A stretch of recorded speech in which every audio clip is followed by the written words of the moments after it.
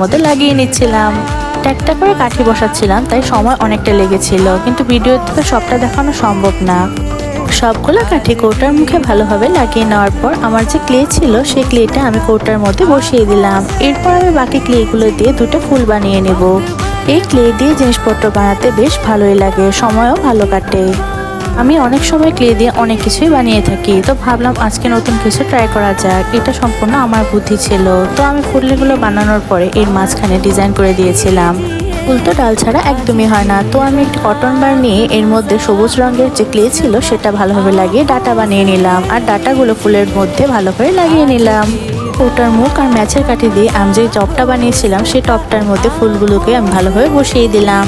আমি ভেবেছিলাম এমনই থাকবে, তো পরে ভাবলাম এর মধ্যে কয়েকটা ডিজাইন করে দেওয়া যাক। এক্সট্রা আমার কাছে কয়েকটা ক্লে ছিল, সেগুলো দিয়ে আমি পাতার মধ্যে একটু ডিজাইন করে দিলাম।